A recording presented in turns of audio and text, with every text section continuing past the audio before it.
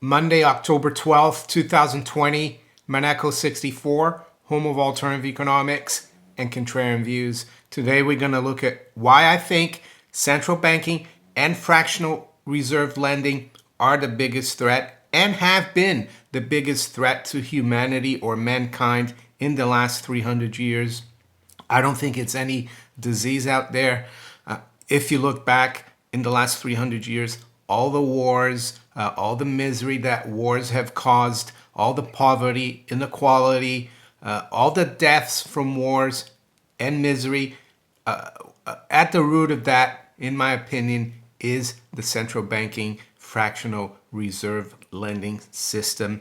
And I'm going to go back to a few men who were involved with these central banks and some of their quotes that have been attributed to them. A lot of people question whether these people said these things, but even if they didn't say it themselves, what is said here is very eye-opening and very startling.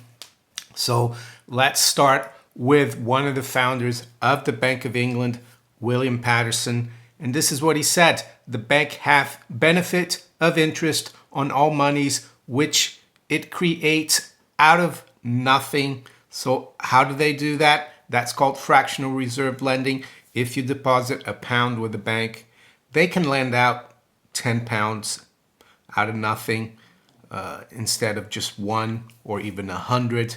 Nowadays, for example, the Federal Reserve Bank has told their member banks that they don't even have to hold any deposits. 0% deposits they need to hold on reserves. So can you imagine if you had that power to create something out of nothing?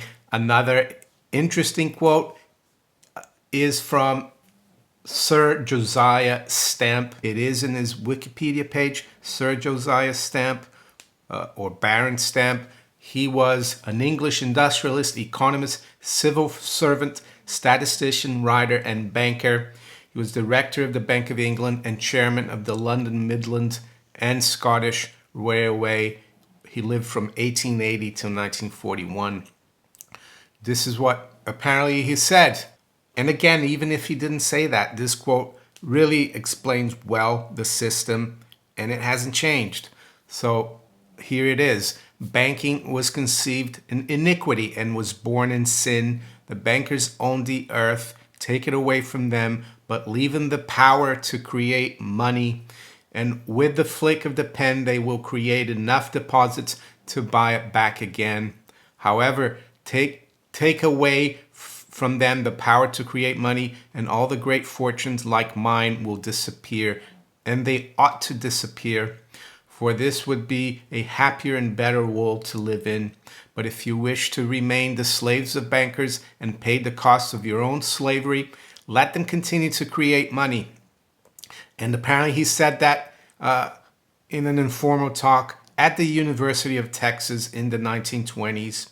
And it's not verified though, but I think it describes the system perfectly. So just to give you an example how fractional reserve lending creates so much misery and inequality, especially over long periods of time. Let's say in year one, a farmer has £1,000 or $1,000 worth of land, equipment, and capital, and that farmer earns $75 a year from that business of farming, so around 7.5% on his capital, and he has to work, or they have to work really hard, the family at that farm, to create that return on their capital to earn 7.5%. So now let's take a banker in fractional reserve lending. So the banker has a deposit from Mr. Smith of $1,000 or £1,000. They lend out 10,000 on the back of that. So another extra 9.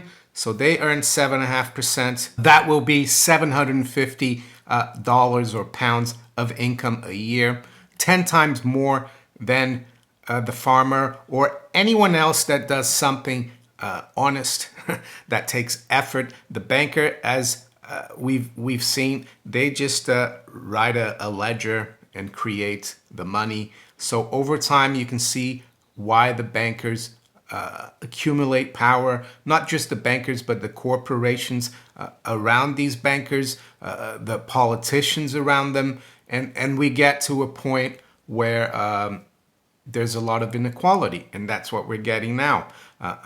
We've had this system here in the UK and in England since 1694, over 300 years, 326 years.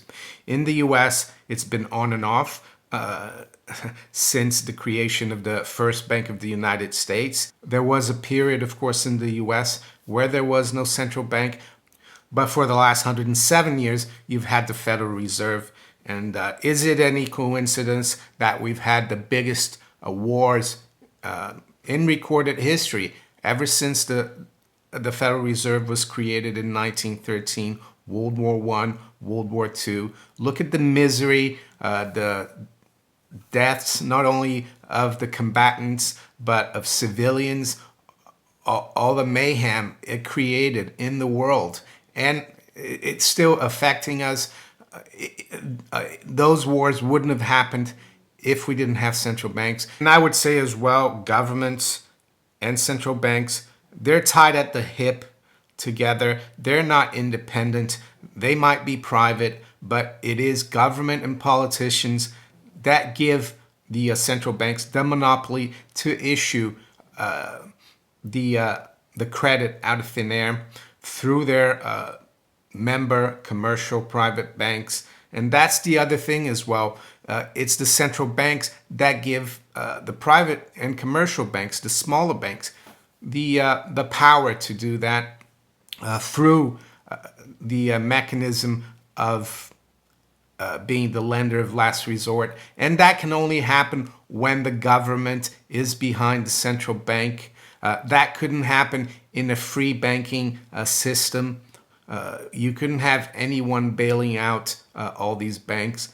And that's the main mechanism that keeps this system going. So how do we get away from this kind of system? Well, we need to inform people about it, what the system really does, and that we need to stop dealing with these people, with the banks. I know it's not easy because they've made us so dependent on banking. So what would a world without banks be like? Well, money is not a creation of the bankers. They create funny money and credit. Money is whatever people decide is money. It's the most marketable commodity. It could be seashells, it could be cigarettes, it could be gold and silver, it could be Bitcoin or anything else. And we could pay each other without using the banks. We could pay our bills without using the banks. We don't need the banks. And you'd say, oh, how could we borrow money? Well, in a world, I think, that where we have sound money, where we have free banking, if you're going to have some banks, where government is not involved in the monetary system, I think it will be a much better world. We won't feel obliged to borrow money, to do things that we really don't need to do. Have you ever considered whether all the propaganda that is pushed at the public about having this or having that, borrowing this, you can get this without having any money? I think the system encourages that, like consumption and borrowing, because basically borrowing is when you consume your future production. So I think it would be a lot better world. People would produce more. They'd be able to keep the fruits of their labor a lot easier than they could under this system. Taxation is a big part of the system because they have to make sure without any backing that their money is worth something. So they have to be able to tax you in that funny fiat currency money. That's why I think central banking and fractional reserve banking have been such a horrible system, especially in the last 300 years for the general public as a whole. And it continues to be the biggest threat to peace, prosperity, and freedom. Central banking fractional reserve system that we have. Let's hope that this system comes unglued, because I think people are starting to wake up. And the only reason people accept it is that they have faith in the system. They think it's there's no alternative. But we need to educate people, inform them so they can make a decision and hopefully not consent to the system. Because in the end of the day, that's the way to do it, when people stop dealing with the devil, so to speak. So let's look at the markets now. It's 10 to 9 a.m. London. We've got spot gold down about $5 at 1924.50. The high's been 1933.79. Gold did close well last Friday. We closed above that 1920 level. We closed near the highs. I would have expected it to be higher today. It isn't, of course, but I wouldn't be concerned. I think there's only one way for the central bankers and the politicians to keep this system going, and it's by creating more and more of this funny money, and everything, not just gold and silver, everything that you can touch and that is real is going to become worth more in terms of that funny money. Silver has done well this morning. It has outperformed gold. We've been as high as 25.58. Right now we're at 25.20, up just 6 cents, up 1/4%. The Dow futures up 50 at 28.638. S&P is up 10 points, 34.87. NASDAQ 100 future is up just over 0.5% at 11,792.